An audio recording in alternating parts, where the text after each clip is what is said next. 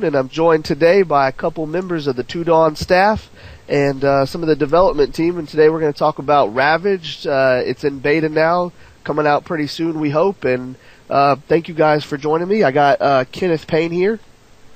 How you doing, lead programmer? Hey, how are you? Good. We have Karsten Bosserup. I cannot pronounce your name for the life of me. I'm incredibly sorry. That was a good first time. I'm the community manager at Two Dawn Games. Thank you for joining us. Yes. Hey, hi guys.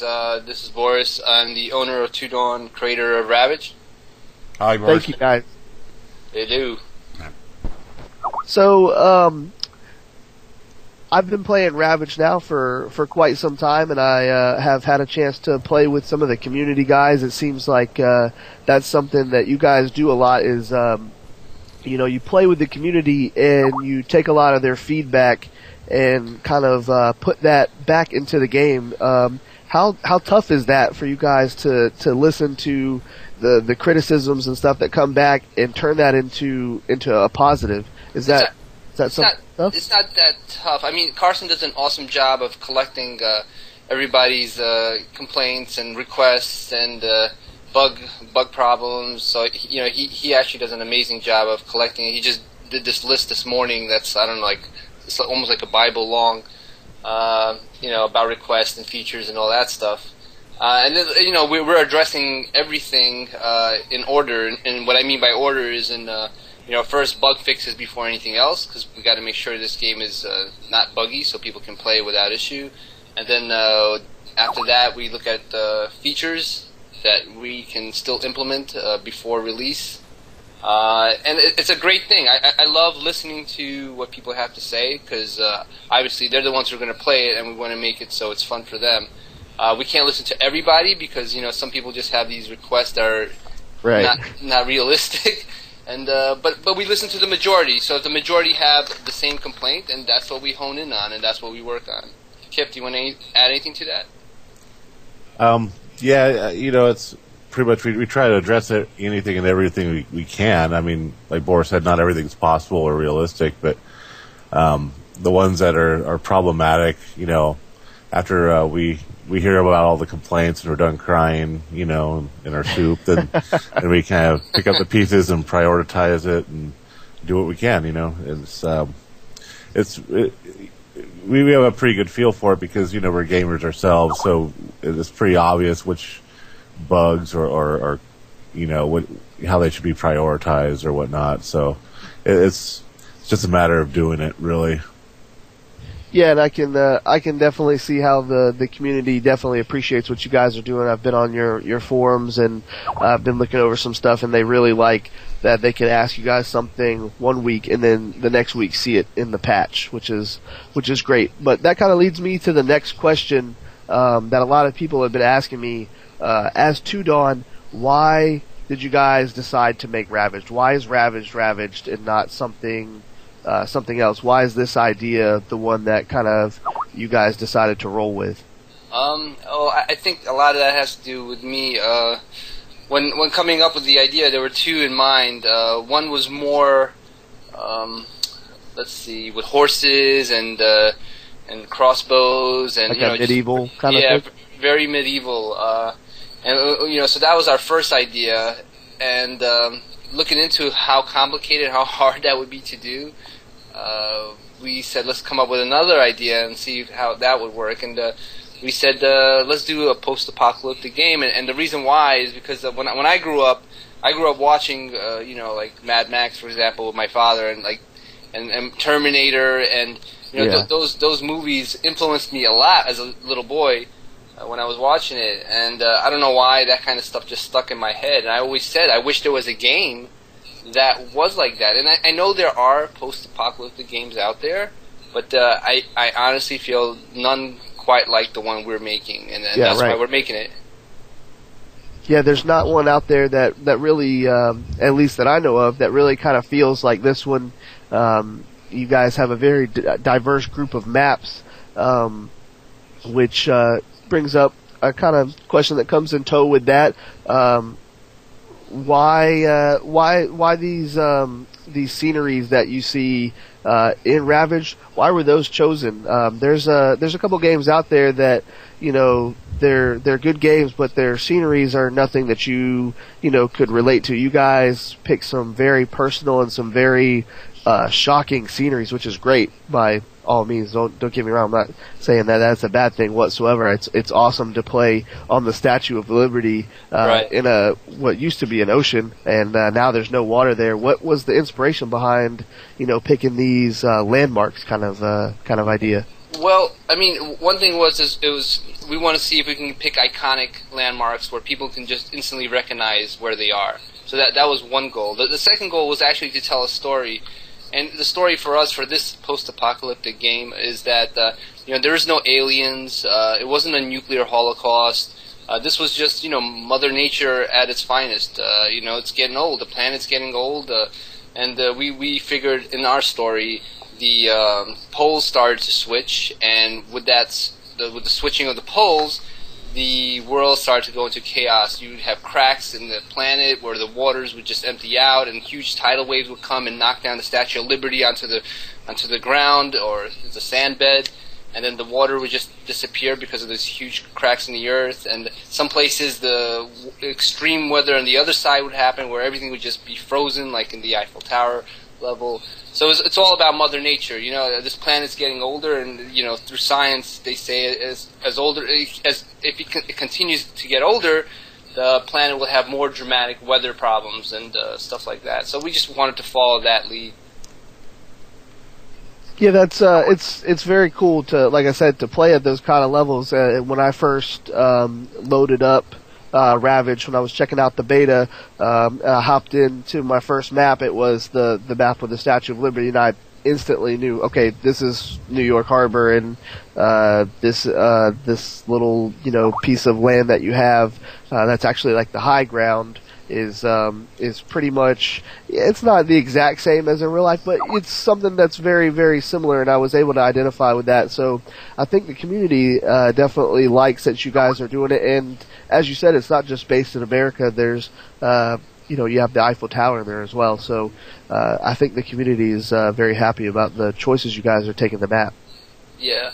And I mean, the other thing is also we're a very small studio. We don't have a big budget. You know, everything we do out of our own pocket.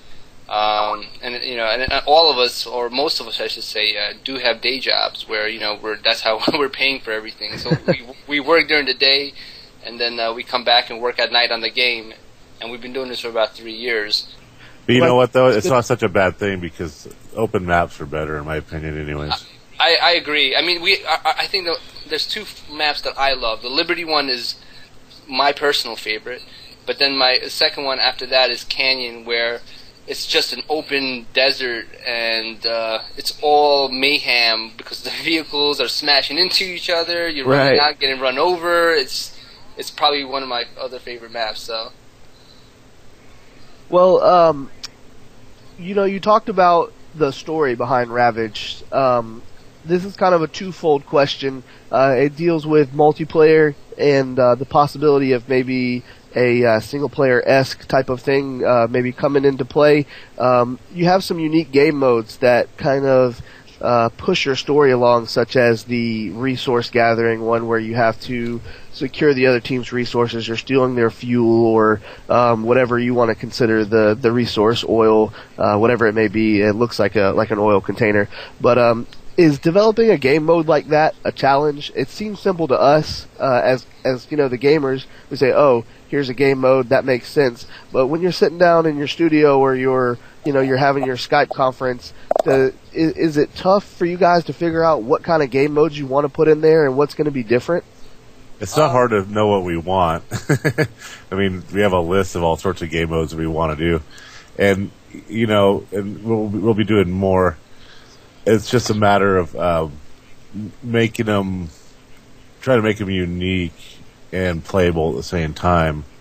I know a lot of criticisms we get for Capture the Resources that it's like Capture the Flag, and some people will complain that, well, in our version, you don't have, you know, even if your flag's gone or your resource is gone, you can still score, which is not like regular CTF.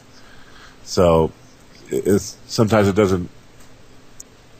People don't always see it for what we're trying to do, and we actually, for that game mode, we have a lot more ideas. We just haven't had the time to implement it.